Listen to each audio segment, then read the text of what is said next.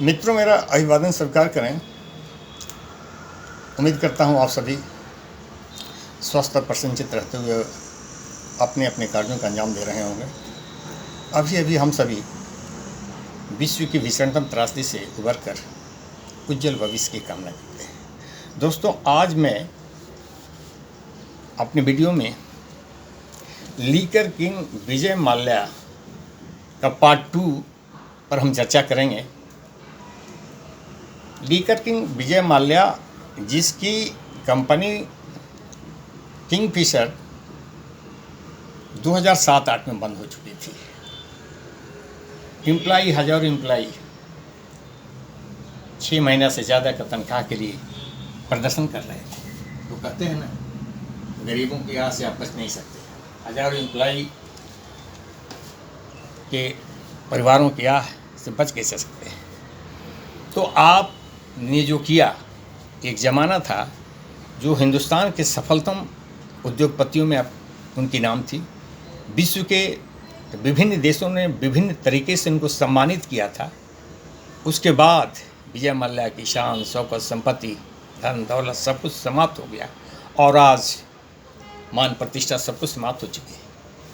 उसके बाद भी वह व्यक्ति जो उनकी विफलता का कारक बना, तो कहते हैं ना, बड़े बड़े बादशाहों और राजाओं का इतिहास खंगालिए तो आपको पता चलता है कि अत्याचार और अयासी बहुत दिनों तक नहीं चलती है। तो इनके विफलता में, इनके असफल होने में, इनको पतन में इनके अयासी सबसे बड़े कारण बना है। भले दिखाई न पड़े, लीकर किंग के रूप में सफलता तो अति अर्जित की, परंतु उसी में कहीं न कहीं विफलता के बीज छिप गए और वो एविएशन बिजनेस साबित हुआ। एविएशन बिजनेस के तक भी ठीक था, लेकिन उन्होंने गलतियां की, उसके डाउनफॉल का कारणों में अगर समीक्षा की जाए, बहुत बारीक समीक्षा में, आप चाहें तो इसको नोट कर सकते हैं दोस्तों। विदाउट प्रिपेयरिंग एयरलाइंस बिजनेस इनको ले डूबा। ये लीकर का बिजनेस नहीं था, हाईली कैपिटल ओरिएंटेड बिजनेस था।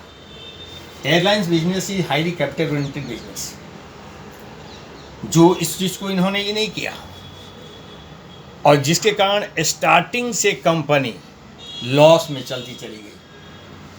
बिजनेस में भावनाओं का कोई स्थान नहीं होता, नफ़ा नुकसान ही बिजनेस को आगे ले जाते हैं।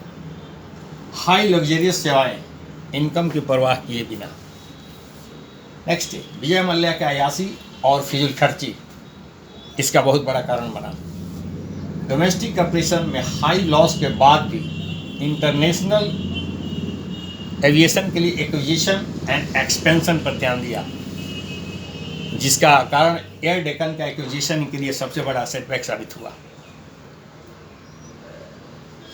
लो प्रॉफिट पर भी ऑपरेशन बहुत घातक हुआ। बहुत सारे रूट में इन्होंने अपना ऑपरेशन शुरू किया जहाँ कस्टमर का कोई पता नहीं, तो नेचुरली लोग प्रॉफिट क्या, लॉस ही होना है। High operational cost. किंगफिशर उस जमाने में लग्जरियस बिजनेस का पर्याय बन गया था, सर्विस एंड ट्रेवल्स का पर्याय बन रहा था। उस हिसाब से इनको इनकम नहीं हो रही थी और नो बिजनेस मॉडल, ये सारे कुछ ऐसे इनके व्यक्तिगत डिमेरिट्स रहे कि इनको ले डूबा। और 2004 से 7 तक इन्होंने जितना लोन लिया, लोन का बर्डन इतना हो गया, कॉर्पोरेट लोन्स और बैंकों का लोन। उस समय था कांग्रेस की सरकार, मनमोहन सिंह उस समय प्राइम मिनिस्टर देश के हुआ करते थे। तो कहना चाहिए उस समय के फाइनेंस मिनिस्टर, उस समय के आरबीआई और बैंकों की क्या कंट्रोल रहा है, यह प्रश्नवाचक चिन्ह है। इतनी बड़ा लोन कैसे किसी को विदाउट एनी प्रॉपर इन्वेस्टिगेशन दिया जा सकता है, परंतु दिया गया। और 2016 में चूंकि वह भगोड़ा साबित हुआ, देश छोड़कर भाग गया, वो समय मोदी सरकार का था, नरेंद्र मोदी की सरकार के। तो विपक्षी इस पर ये भी कहते हैं कि नरेंद्र मोदी सरकार ने कैसे जाने दिया उस आर्थिक अपराधी को। टोटल लोन 2004 से 7 तक लगभग 9,000 करोड़ जो जनता का पैसा था, पब्लिक सेक्टर बैंकों से लिया गया पैसा, SBI का 1600 करोड़, IDBI का 800 करोड़, PNB का 800 करोड़, बैंक ऑफ इंडिया का 650 करोड़, बैंक ऑफ बड़ौदा का 550 crore, United bank of India का 430 करोड़, सेंट्रल बैंक का 410 करोड़, यूको बैंक का 320 करोड़, कॉर्पोरेशन बैंक का 310 करोड़, अदर्स इसी प्रकार 380 करोड़, बहुत सारे बैंकों 16 बैंक थे। तो ये जो स्थितियां बनी, कहीं ना कहीं फाइनेंशियल कंट्रोल का वीकनेस कहा जा सकता है बैंक फाइनेंस मिनिस्ट्री, क्योंकि वो व्यक्ति जिस समय 2008 में उसकी एयरलाइंस बंद हो जाती है, 2010 में वह राज्यसभा का मेंबर बनने के लिए कैसे उपयुक्त पाया गया, जो अपने एम्प्लाई का तनख्वाह नहीं दे रहा है, हजारों हजार एम्प्लाई का, उसको कैसे राज्यसभा के मेंबर के लिए मनोनीत कर लिया गया, एक प्रश्न का वाचक चीज़ है। तो कहीं ना कहीं इंटरनल सेटअप में भी बहुत सारी लेकुना है। जो इतना बड़ा फ्रॉड हुआ, इकोनॉमिक ऑफेंडर जो बना विजय माल्या, इसमें कहीं ना कहीं सिस्टम की नाकामियां भी है।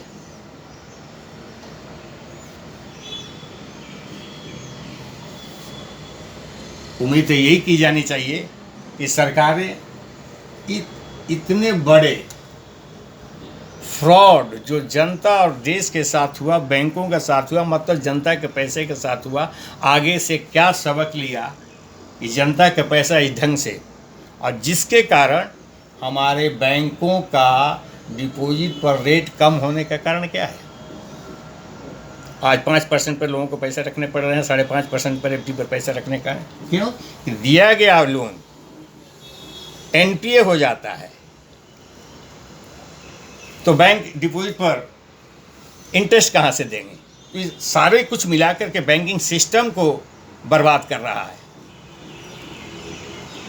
तो बहुत सारे प्रश्नवाचक चीज़ें इसमें खड़े हो जाते हैं इस बड़े बड़े लोन में, जो कि अपने पोजीशन और पॉलिटिकल इंटरफेरेंस का लोग फ़ायदा उठाकर देश की इकोनॉमिक स्थिति का दुरुपयोग करते हैं।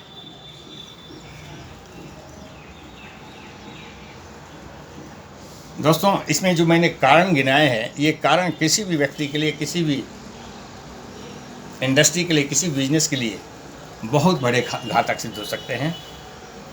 उम्मीद करूँगा ये वीडियो एनालिसिस पसंद आएगा और आप हमारे चैनल को सब्सक्राइब करेंगे, ऐसा मेरा उम्मीद है, क्योंकि आपका सब्सक्रिप्शन हमारा हौसला बढ़ाता है। आपका एक सब्सक्रिप्शन हमारा हौसला बढ़ाता है, क्योंकि ये ऐसे वीडियो बनाने के लिए काफ़ी मेहनत करनी पड़ती है, मटेरियल इकट्ठा करने पड़ते हैं। पुनः मैं अपने वीडियो को लाइक एंड सब्सक्राइब करने के लिए आपसे निवेदन करूंगा। अंत में जैसा मैं कहता हूँ, परिस्थितियाँ चाहे जितनी भी विपरीत हो, आशावान रहें, पॉजिटिव रहें, दूसरों के लिए सहारा बने, ईश्वर में आस्था रखें। इसी उम्मीद के साथ पुनः दूसरे वीडियो में